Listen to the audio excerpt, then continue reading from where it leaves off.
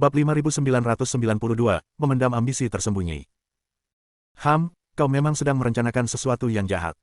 Suara Liansing terdengar dari segala penjuru hutan bambu, membawa ejekan dingin. Kau berani datang dan memata-matai dengan trik murahan seperti itu. Hari ini aku akan memastikan kau tidak akan pergi hidup-hidup, dan aku akan menggunakan ini sebagai bukti. Keberhasilan arai pengunci jiwa 1000 bambu yang baru saja kusempurnakan. Energi gaib yang menyelimuti Ming Li membuatnya ingin melawan. Dev mengangkat tangannya untuk menghentikannya. Ekspresinya tenang saat dia melirik hutan bambu yang selalu berubah dan pola-pola yang bergerak di tanah, lalu menggelengkan kepalanya. Formasi ini cukup bagus, mengambil inspirasi dari semangat bambu dan kayu alami, serta mengintegrasikan 3 elemen yaitu ilusi, pengurungan, dan pembunuhan. Orang yang membuat formasi ini cukup mahir dalam seni formasi berbasis kayu. Suara Dev tidak keras, tetapi jelas terdengar menembus gemerisik dedaunan bambu. Sayangnya, Tao mengikuti alam, tetapi kehilangan esensi alam. Memaksakan perubahan hanya akan menyebabkan stagnasi. Sambil berbicara, dia melangkah kecil ke depan. Langkah ini, yang tampaknya biasa saja, sebenarnya justru tepat mengenai titik lemah di mana beberapa pola susunan acak berpotongan. Saat kaki itu mendarat, tidak ada suara gemuruh yang mengguncang bumi, hanya suara, retak, yang lembut, seperti kaca yang pecah. Berpusat pada titik pendaratannya, pola susunan cian yang berenang itu bergetar hebat, lalu, seperti ular panjang yang urat dan tulangnya telah dihilangkan, pola itu dengan cepat meredup dan hancur.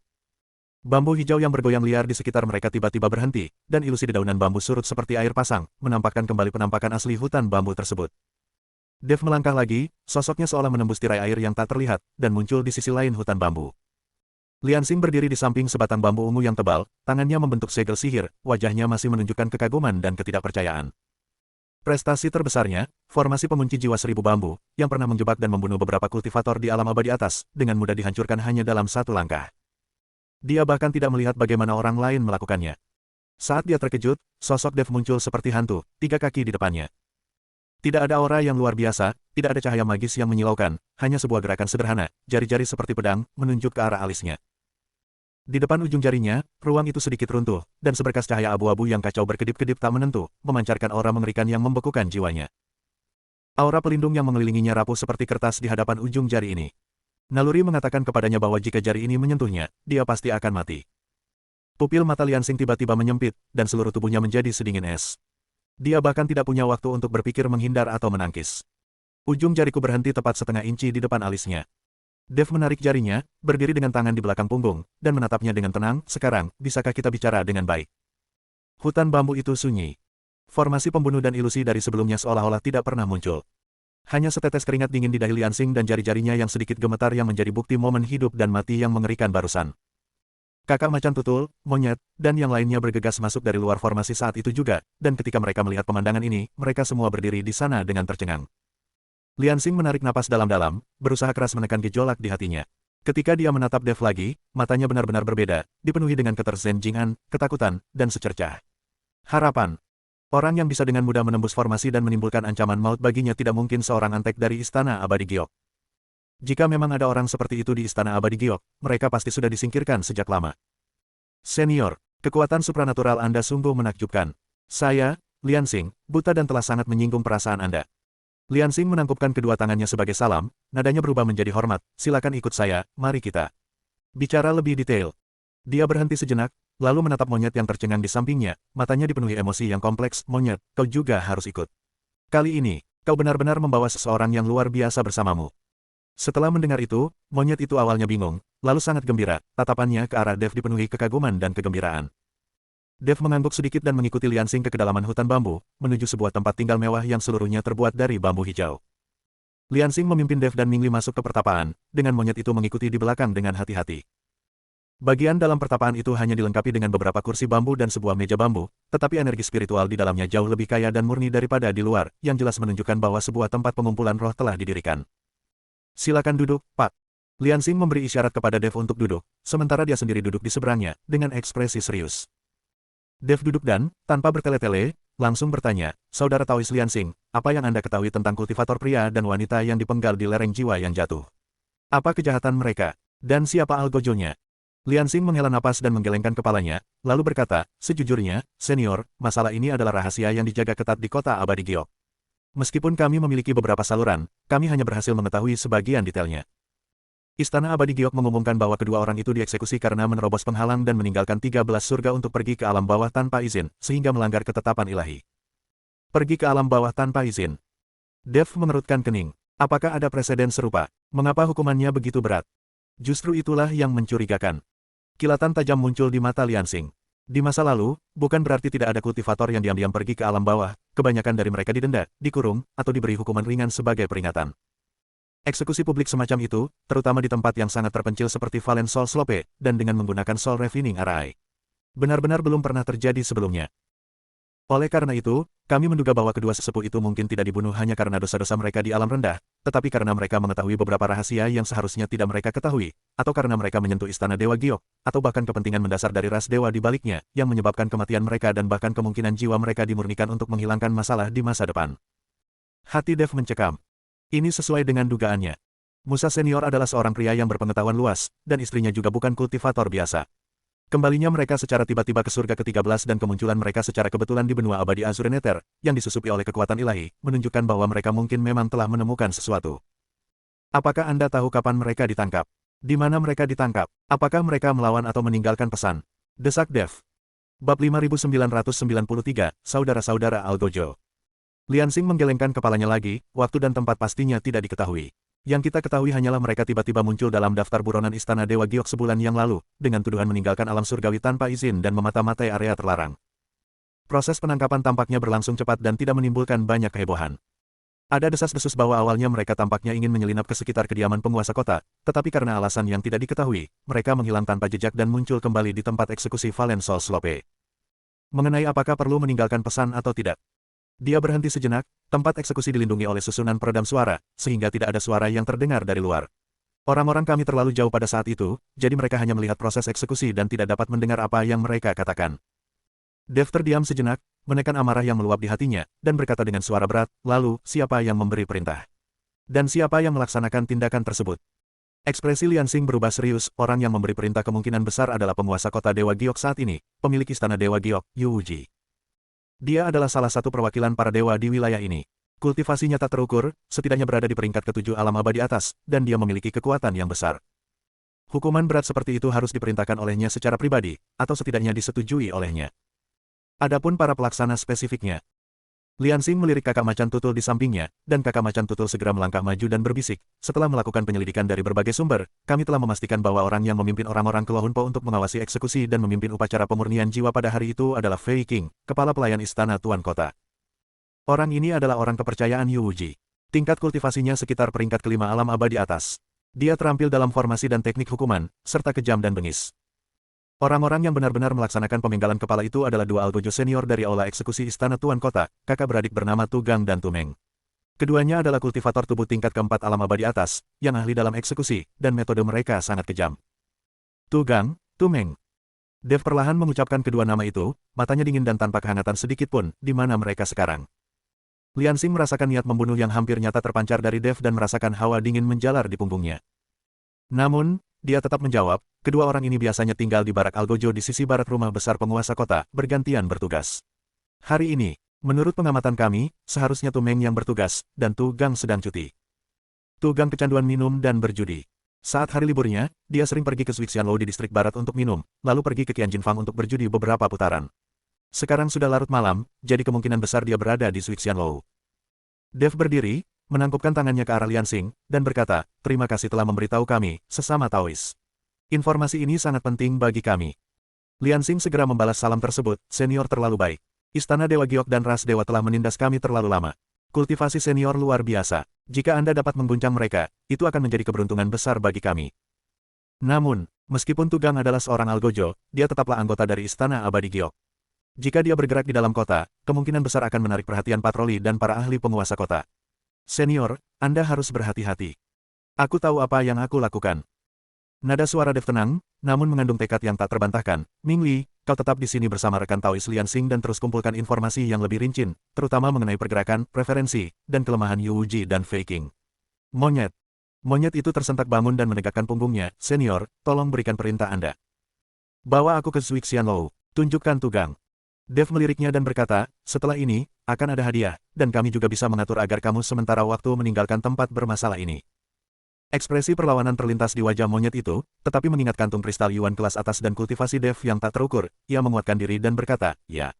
Junior ini akan memimpin jalan. Aku akan mengenali Tugang bahkan jika dia sudah menjadi abu. Dev mengangguk dan berkata kepada Liansing, jangan ceritakan kejadian hari ini kepada siapapun. Kita akan membahas tindak lanjutnya saat aku kembali. Setelah mengatakan itu, dia tidak berkata apa-apa lagi, memberi isyarat kepada monyet untuk memimpin jalan, dan sosoknya menghilang ke dalam malam yang semakin gelap. Liansing menatap ke arah tempat Dev menghilang untuk waktu yang lama sebelum berkata pelan kepada Mingli, Senior Mingli, sebenarnya tingkat kultivasi Senior Chen itu berapa? Tadi, ketika dia menghancurkan formasi dengan satu jari, aku tidak mampu mengerahkan kekuatan sedikit pun untuk melawan. Tatapan Mingli dalam saat dia perlahan berkata, tingkat kultivasi Tuan Dev berada di luar pemahaman kita. Anda hanya perlu tahu bahwa Istana Dewa Giok mungkin benar-benar telah mengambil risiko yang terlalu besar kali ini. Zuixianlou adalah restoran terbesar di distrik Xikeng, terang benderang dan ramai dikunjungi orang. Para petani, pedagang, dan bahkan beberapa petani nakal terkemuka berkumpul di sini, menciptakan semacam kemakmuran yang menyimpang di tengah hiruk-pikuk. Monyet itu, yang sudah familiar dengan tempat itu, menuntun Dev ke tempat teduh di seberang restoran dan menunjuk ke seorang pria botak bertubuh kekar di lantai 2 dekat jendela. Pria itu sedang minum banyak, tanpa mengenakan baju, memperlihatkan otot-otot yang kuat dan beberapa bekas luka yang mengerikan. Senior, itu Tugang. Dia punya bekas luka di alis kanannya, yang membuatnya mudah dikenali. Monyet itu berbisik, suaranya sedikit bergetar. Dev mendongak. Tugang adalah pria bertubuh kekar dengan wajah penuh bekas luka. Dia sedang bermain permainan minum dan minum banyak bersama beberapa temannya yang sama garangnya. Suaranya menggelegar dan perilakunya kasar. Tingkat kultivasinya yang berada di peringkat keempat alam abadi atas tidak disembunyikan, dan dia memancarkan aura pembunuh. Apakah ini orang yang secara pribadi memenggal kepala senior Musa? Tatapan mata Dev tenang dan tak berkedip, tetapi auranya tampak menyatu sepenuhnya dengan bayangan di sekitarnya. Bahkan monyet-monyet yang berada tepat di sebelahnya pun tidak dapat merasakan kehadirannya, hanya merasakan hawa dingin yang aneh. Kembali dan cari Mingli. Selebihnya bukan urusanmu, kata Dev kepada monyet itu. Monyet itu, merasa seolah-olah telah diampuni, mengangguk tergesa-gesa dan diam-diam mundur ke dalam kegelapan. Dev tidak langsung bertindak. Dia hanya berdiri diam di balik bayangan, seperti pemburu yang paling sabar, mengamati jendela yang berisik di lantai 2. Waktu berlalu sedikit demi sedikit. Ketika bulan sudah tinggi di langit, Tugang tampaknya sudah cukup minum. Ia berdiri dengan goyah, bertukar beberapa kata tawa dan candaan dengan teman-temannya, lalu turun sendirian. Kemudian mereka berjalan menuju gang yang lebih sepi, tampaknya menuju kasino berikutnya. Dev melakukan gerakan. Dia mengikuti dalam diam, seperti gumpalan asap di malam yang gelap. Gang sempit itu semakin dalam dan semakin gelap, hanya ada beberapa lampu di kejauhan. Tugang menyenandungkan melodi vulgar, sama sekali tidak menyadari kematian yang akan datang. Tepat ketika dia sampai di tengah gang, di sudut yang dipenuhi barang-barang berantakan, bayangan di depannya tiba-tiba hidup. Tanpa peringatan apapun, sebuah tangan ramping tampak muncul dari kehampaan dan mencekiknya. Bab 5994, menyusup ke Istana Dewa Giok. Rasa mabuk Tugang seketika berubah menjadi keringat dingin. Matanya membelalak, dan tepat ketika energi Yuan yang bergejolak di dalam dirinya hendak meledak, ia ngeri mendapati bahwa kekuatan yang tak terlukiskan, yang tampaknya mampu memusnahkan segalanya, mengalir ke dalam tubuhnya dari telapak tangan itu, memenjarakan semua meridian, dantian, dan bahkan jiwanya. Dia tidak bisa menggerakkan satu jari pun dan hanya bisa menyaksikan dengan ngeri saat sosok itu perlahan muncul dari kegelapan. Dia adalah seorang pria muda yang tampak tenang, tetapi matanya seperti kolam yang dalam dan dingin, menatapnya dengan dingin. Siapakah kamu? Tugang berhasil mengeluarkan beberapa kata dari tenggorokannya. Dev tidak menjawab, tetapi malah mendekatkan wajahnya ke telinga Dev dan dengan tenang bertanya dengan suara yang hanya bisa mereka berdua dengar. Sebulan yang lalu, di Valensol Slope, apakah kamu yang menyerang pria dan wanita itu? Tugang terdiam kaku, matanya berkilat tak percaya dan bahkan ketakutan yang lebih dalam. Pihak lain datang untuk membahas hal itu. Dan itu begitu langsung, begitu menakutkan. Dia ingin menyangkalnya, tetapi di bawah tatapan kedua mata itu, dia bahkan tidak berani berbohong, dan hanya bisa mengangguk dengan susah payah. Siapa yang memberi perintah? Yu Wuji, atau Fei Qing? Dev terus bertanya, suaranya datar. Itu adalah pelayan Fei, yang membawa perintah penguasa kota, untuk memerintahkan kami, saudara-saudara, untuk melaksanakan eksekusi.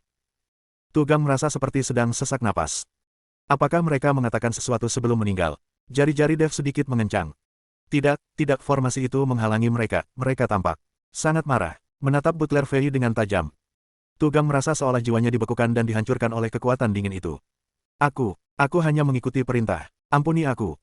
Kata-kata, selamatkan nyawaku, belum terucap. Klik. Suara retakan yang samar, hampir tak terdengar. Cahaya di mata Tugang membeku dan meredup seketika. Seluruh vitalitasnya, beserta jiwanya, sepenuhnya dimusnahkan oleh kekuatan kacau yang bergelombang, tanpa meninggalkan jejak. Dev melepaskan cengkramannya, dan tubuh kekar Tugang ambruk ke tanah seperti lumpur. Kemudian, di bawah erosi kekuatan kekacauan, tubuhnya dengan cepat berubah menjadi abu, tanpa meninggalkan jejak pakaian sedikit pun, dan sepenuhnya lenyap diterpa angin malam. Gang itu tetap sunyi, seolah-olah tidak terjadi apa-apa. Saat ini, bagi Dev, seorang kultivator alam abadi tingkat 4 sama mudahnya dengan menyembelih seekor anjing. Dev berdiri di sana, malam menyelimuti wajahnya yang tenang. Yang pertama, dia mengangkat kepalanya dan melihat ke arah rumah besar penguasa kota, yang diterangi dengan terang, melambangkan kekuatan tertinggi kota abadi Giok. Tatapan Dev menembus kegelapan malam, tertuju pada kompleks bangunan yang relatif terpisah dan dijaga ketat di sisi barat rumah besar penguasa kota kediaman pejabat kriminal. Penerangan di sana tampak lebih jarang, memberikan suasana yang dingin dan sunyi. Menurut informasi dari Lian Xing, orang yang bertugas saat ini seharusnya adalah kakak laki-laki Tugang, yaitu Tu Meng. Membunuh Tugang hanyalah permulaan. Tu Meng juga harus mati. Kedua saudara Algojo ini, yang berlumuran darah pendahulu mereka, Musa dan istrinya, tidak akan lolos. Sosoknya sekali lagi menyatu dengan kegelapan, bergerak seperti hantu melintasi atap dan gang-gang kota abadi Giok dengan kecepatan luar biasa, namun tanpa menyebabkan fluktuasi energi spiritual sedikit pun, atau bahkan riak angin. Kontrolnya atas kekuatannya sendiri telah mencapai tingkat kesempurnaan. Semakin dekat Anda ke area inti rumah besar penguasa kota, semakin ketat penjagaannya. Di permukaan, pasukan penjaga Yuxianfo, mengenakan jubah Taois biru dan memancarkan aura tajam, berpatroli di rute-rute yang saling bersilangan. Di balik bayangan, terdapat juga penghalang deteksi dan susunan peringatan yang tersembunyi, sepadat jaring laba-laba. Namun, di mata Dev, hal-hal tersebut bukannya tanpa kekurangan. Indra ilahinya, seperti merkuri yang tak terlihat, menyebar tanpa suara, secara tepat menghindari titik deteksi konvensional dan menembus celah-celah halus dalam operasi formasi tersebut. Karakteristik kekuatan kekacauan memungkinkannya untuk merasakan dan memanipulasi energi hingga tingkat yang luar biasa. Apa yang dilihatnya bukan hanya bentuk eksternal formasi tersebut, tetapi juga aliran energinya dan titik-titik di mana hukum-hukum saling terkait. Kediaman petugas kriminal terletak di dalam tembok barat rumah besar penguasa kota. Tempat ini dipisahkan dari area pemerintahan inti di dalam oleh beberapa halaman dan taman, menjadikannya area fungsional yang relatif terpencil, tetapi pertahanannya tidak boleh diremehkan. Bagian luar asrama diselimuti membran berwarna biru muda, yang berfungsi sebagai penghalang pelindung dan peringatan dasar. Membran ini dapat menahan serangan dengan intensitas tertentu dan mendeteksi penyusup yang tidak berwenang. Dev berhenti di bawah bayangan bukit buatan, beberapa puluh kaki dari penghalang. Dia tidak sembarangan menyentuh pembatas itu, tetapi mengamatinya dengan cermat. Aliran energi di dalam penghalang mengikuti pola tetap, naik dan turun seperti bernapas. Pada setiap transisi, napas akan ada, titik buta, energi yang sangat singkat, yaitu penundaan sesaat yang tak terhindarkan ketika formasi menyesuaikan diri. Titik buta ini sangat halus hingga hampir tidak terlihat, berlangsung kurang dari 1/100 tarikan napas. Para kultivator biasa tidak dapat mendeteksinya dengan indera ilahi mereka, apalagi memanfaatkannya. Namun Dev bisa melakukannya. Dia diam-diam menghitung frekuensi fluktuasi energi penghalang itu dan menunggu dengan sabar. Angin malam berdesir di taman, dan sebuah patroli lewat di kejauhan, jejak langkah mereka memudar di kejauhan. Sekarang, tepat ketika fluktuasi energi penghalang mencapai puncaknya dan hendak memasuki titik terendah, sosok Dev bergerak. Tanpa meninggalkan jejak atau mengeluarkan suara, ia tampak berubah menjadi gumpalan asap, melewati celah yang sempit dengan presisi sempurna dan memasuki penghalang. Sepanjang seluruh proses, membran tipis penghalang tersebut bahkan tidak bergelombang. Saat memasuki area asrama, rasa penindasan semakin terasa. Udara dipenuhi dengan bau darah yang samar dan aura jahat yang terbentuk dari keterlibatan jangka panjang dalam pembunuhan. Arsitektur kediaman ini kasar dan dingin, sebagian besar terbuat dari batu hitam, yang tidak sesuai dengan suasana surgawi area lain di Jade Immortal Mansion. Indra ilahi Dev dengan hati-hati meluas seperti tentakel. Asrama ini mencakup area yang luas dengan puluhan halaman terpisah, sebagian besar gelap, hanya beberapa halaman yang diterangi. Namun, ruang jaga di lokasi pusat itu terang benderang, dan dua penjaga dengan penampilan yang tegap berdiri di pintu. Berdasarkan tata letak kasar dan pendeteksian aura yang diberikan oleh Lian Xing, Dev dengan cepat menemukan sebuah halaman kecil di dekat sudut, relatif terpencil, tetapi saat ini samar-samar memancarkan fluktuasi darah dan ki unik dari seorang kultivator tingkat 4 alam abadi atas. Aura itu memiliki asal yang sama dengan aura Tugang, tetapi lebih halus dan ganas, itu pasti Tu Meng. Bab 5995, membunuh dua bersaudara. Seperti yang diperkirakan, serangkaian peringatan terpisah juga dipasang di sekitar halaman, dan bahkan lebih canggih daripada penghalang perimeter luar. Formasi tersebut terhubung ke beberapa titik penting di dalam halaman. Setelah diaktifkan, formasi ini tidak hanya dapat berfungsi sebagai alarm tetapi juga dapat melancarkan serangan atau menjebak musuh. Dev menahan napas dan memfokuskan pandangannya pada tanda-tanda rune yang tidak mencolok di tanah dan dinding di pintu masuk halaman. Ini adalah susunan jaring roh terikat bumi, gabungan yang menggabungkan penginderaan, pengikatan, dan serangan duri bumi. Inti dari formasi tersebut harus berada di bawah tanah, di tengah halaman. Memaksa masuk atau menggunakan kekerasan pasti akan membuat orang-orang di dalam waspada dan bahkan dapat memengaruhi seluruh asrama. Dev sekali lagi menunjukkan penguasaannya yang menakjubkan terhadap formasi barisan. Dia mengulurkan jari telunjuk kanannya, dan titik cahaya abu-abu yang kacau mengembun di ujung jarinya, sangat samar dan hampir tak terlihat. Dia menunjuk ke udara, dan cahaya abu-abu di ujung jarinya berubah menjadi beberapa benang yang lebih tipis dari sehelai rambut, menghilang tanpa suara ke dalam simpul rune kunci di tanah. Kekuatan kekacauan, sumber dari semua hukum, juga dapat mengasimilasi dan memusnahkan semua hukum. Gumpalan kekuatan kacau itu secara tepat memotong saluran aliran energi formasi tersebut, tanpa merusak strukturnya, melainkan melakukan operasi yang hampir melumpuhkan dan menyesatkan. Mereka untuk sementara memutus transmisi sensorik formasi tersebut ke penyusup eksternal dan menciptakan beberapa jalan buntu kecil yang berputar sendiri dalam siklus energi internalnya. Seluruh proses berlangsung senyap dan tanpa hambatan, seperti dokter paling terampil yang melakukan operasi paling rumit. 3 tarikan napas kemudian, susunan di pintu masuk halaman masih beroperasi, cahayanya sedikit berkedip. Namun, di bawah manipulasi Dev, susunan itu menjadi buta dan tuli, tidak dapat melihat atau mendengar apapun yang akan terjadi. Sosok Dev berkelebat, melayang di atas tembok halaman seperti gumpalan asap dan mendarat di halaman. Halaman itu kecil, dengan 3 rumah batu hitam di tengahnya, sebuah platform batu untuk bercocok tanam di sebelah kiri, dan rak senjata kecil di sebelah kanan, tempat tergantung beberapa pedang berkepala hantu yang berat dan rantai, udara dipenuhi bau darah yang menyengat. Cahaya redup menerobos masuk melalui jendela rumah utama di tengah, tempat sesosok tubuh kekar duduk bersila di atas futon, tampak sedang bermeditasi, tetapi napasnya sedikit tidak teratur dan alisnya berkerut. Itu adalah Tumeng. Wajahnya sangat mirip dengan wajah Tugang, tetapi lebih muram, dengan bekas luka dalam di pipi kirinya yang membuatnya tampak sangat ganas. Pada saat itu, dadanya sedikit naik turun, dan ada lapisan tipis keringat di dahinya, dia gelisah. Baru saja, Tumeng, yang sedang mengalirkan energi internalnya, merasakan jantungnya tiba-tiba berdebar kencang tanpa alasan. Rasa dingin yang tak terlukiskan langsung menjalar di punggungnya, seolah-olah dia sedang diawasi oleh makhluk yang sangat berbahaya. Perasaan itu datang dan pergi dengan cepat, tetapi hal itu membuatnya tidak mungkin untuk memasuki keadaan meditasi lagi. Dia dan Tugang adalah saudara kembar. Meskipun mereka tidak sepenuhnya sinkron, ada hubungan halus di antara mereka. Pada saat itu, ia merasakan perasaan panik dan hampa yang samar, seolah-olah ia telah kehilangan hubungan penting. Apa yang telah terjadi? Tumeng membuka matanya, kilatan tajam terpancar darinya, dipenuhi keraguan dan kewaspadaan. Mungkinkah anak agang itu kembali membuat masalah? Atau dia teringat eksekusi di Valensol Slope sebulan yang lalu, tatapan penuh kebencian dan menantang dari pria dan wanita itu sebelum kematian mereka, terutama pria itu, yang kultivasinya terbatas, namun tatapannya seolah menembus hati orang lain, yang membuatnya mengalami beberapa mimpi buruk setelahnya. Dia menggelengkan kepalanya, mencoba menghilangkan rasa tidak nyaman, 2 orang bodoh yang tidak tahu apa-apa itu, bahkan jiwa mereka pun dimurnikan setelah mereka mati, bagaimana mungkin mereka bisa menimbulkan masalah? Mereka pasti terlalu terburu-buru dalam kultivasi mereka akhir-akhir ini. Meskipun berusaha menenangkan diri, dia tetap memutuskan untuk keluar dan berpatroli di area tersebut, serta memeriksa keamanan penginapan untuk malam itu. Dia bangkit, berjalan ke pintu, dan bersiap untuk mendorongnya hingga terbuka dan keluar. Tepat saat tangannya hendak menyentuh pintu, terjadi perubahan mendadak. Di belakangnya, riak yang sangat samar menyebar tanpa suara di seluruh ruang, seperti kerikil tak terlihat yang dilemparkan ke danau yang tenang.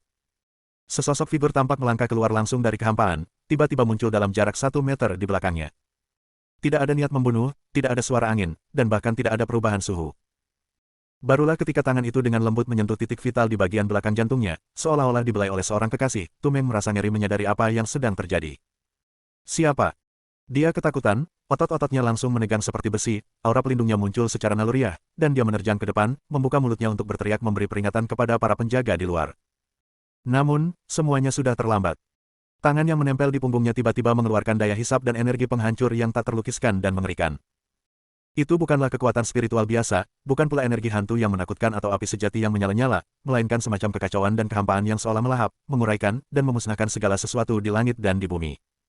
Aura pelindungnya yang kuat ternyata rapuh seperti es dan salju di bawah sinar matahari, langsung meleleh dan hancur di hadapan kekuatan ini. Kekuatan itu menembus tubuhnya, dan dimanapun kekuatan itu lewat, meridiannya putus dan hancur. Dantian itu seperti balon yang bocor, dan energi primordial yang mendalam yang telah dikembangkan selama ratusan tahun terbuang sia-sia, hanya untuk dilahap tanpa ampun oleh kekuatan kekacauan. Yang lebih mengerikan lagi, kekuatan ini menerobos langsung ke lautan kesadarannya, memenjarakan jiwanya yang ketakutan dengan kuat, yang baru saja akan mengumpulkan diri untuk mencoba menghancurkan diri sendiri atau mengirimkan pesan. Kemudian perlahan-lahan ia menggiling dan menghancurkan seperti batu penggiling. Hehe. Mata Tumeng melotot dan merah. Mulutnya terbuka lebar, tetapi ia hanya bisa mengeluarkan suara serak yang tak disengaja, ia tidak bisa mengucapkan sepatah kata pun. Ia merasa kesadarannya ditarik ke dalam kegelapan dan kehampaan yang tak terbatas, dan semua kekuatan serta inderanya dengan cepat meninggalkannya. Dia ingin berbalik dan melihat siapa yang telah membunuhnya, tetapi lehernya kaku dan dia bahkan tidak bisa menolehkan lehernya sedikitpun. Melalui penglihatannya yang kabur, ia hanya bisa melihat garis besar sebuah tangan panjang dan mantap yang seolah-olah menyimpan kebenaran tertinggi alam semesta. Sebuah suara yang begitu tenang hingga membuat bulu kuduk merinding, seolah-olah suara itu bergema langsung dari lubuk jiwamu. Aku akan mengirimmu turun untuk menemani saudaramu. Saudara laki-laki. Ah Gang. Secerca rasa takut dan tak percaya yang ekstrim terlintas di mata Tumeng sebelum kesadarannya benar-benar hilang. Engah. Bunyi gedebuk yang teredam, seperti karung berisi pasir yang meledak. Tubuh kekar Tumeng, dimulai dari bagian dalam, dengan cepat berubah menjadi awan debu abu-abu kehitaman, seperti batu lapuk, dan jatuh berhamburan. Bahkan pakaian yang dikenakannya dan cincin penyimpanan yang dipakainya pun hancur lebur oleh erosi kekuatan kacau tersebut benar-benar lenyap ke udara. Bersambung.